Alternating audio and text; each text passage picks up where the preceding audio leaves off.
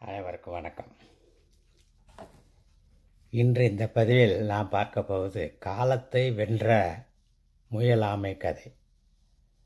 சாதாரணமாக முயல் ஆமை கதை நமக்கு தெரியும், பள்ளிக்கூடங்களில் படித்திருக்கிறோம். அது என்ன கதை? முயலுக்கும் ஆமைக்கும் நடந்த பந்தயத்தில் மிக வேகமாக ஓடி வந்த முயல் சற்று ஓய்வெடுக்க விரும்பி ஒரு இடத்தில் ரெஸ்ட் எடுக்கும்போது தூங்கி விடுகிறது. ஸ்லோ அண்ட் ஸ்டெடியாக வந்த ஆமை மெல்ல மெல்ல வந்து அதனுடைய இலக்கை அடைந்து அது வென்று விடுகிறது. இது பழைய கதை, இது நமக்கு தெரியும். இப்பொழுது அந்த கதையின் நீட்சியை நாம் பார்க்கலாம். தோற்றுப்போன அந்த முயல் என்ன செய்கிறது? மீண்டும் ஆமையிடம் வந்து, நான் மீண்டும் ஒரு போட்டி வைத்து கொள்ளலாமா? இந்த முறை நான் மெத்தனமாக இருக்க மாட்டேன், உன்னை வெல்வேன் என்று அது சொல்லுகிறது.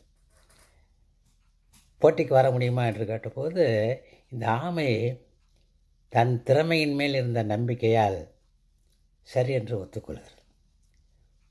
போட்டியின் இலக்கு நிர்ணயிக்கப்படுகிறது, போட்டி துவங்குகிறது. இப்பொழுது முயல் படு வேகமாக ஓடி போய்கொண்டே இருக்கிறது. திடீரென பார்த்தால் அந்த பாதைகளின் குறுக்கே பெரிய ஆறு ஒன்று வந்து விடுகிறது. முயலால் ஒன்றும் செய்ய முடியவில்லை. பேசாமல் அந்த இடத்துல ஏற்றி போய் நின்று விடுகிறது இக்கரையில். மெல்ல மெல்ல வந்த ஆமை அந்த ஆற்றின் இக்கரைக்கு வந்த பிறகு சற்றும் தயக்கம் பண்ணாமல் அந்த ஆற்றில் இறங்கி அது நீந்தி போய் அடுத்த கரைக்கு போய் அங்கு உள்ள இலக்கை அது அடைந்து விடுகிறது. ஸோ மீண்டும் முயல் தோற்று போகிறது, ஆமையை வெல்லுகிறது. ஸோ இங்கே ஆமையிடம் ஒரு திறமை இருக்கிறது, நீரிலும் நிலத்திலும் பயணிக்க முடியும் என்ற நிலைமை. ஆனால் முயலுக்கு நிலத்தில் மட்டும் வேகமாக ஓடும் திறமை. இந்த ரெண்டு திறமைகளும் ஒன்றாக இணைந்தால் என்ன ஆகும்? அதுதான் மீதி கதை. இரண்டும் சேர்ந்து ஒரு முடிவுக்கு வருகின்றன. அதே பாதை, அதே பயணம், அதே பந்தயம். இப்பொழுது நிலத்தில் போகும்போது முயலின் முதுகில் ஆமை அமர்ந்து கொள்கிறது. முயல் வேகமாக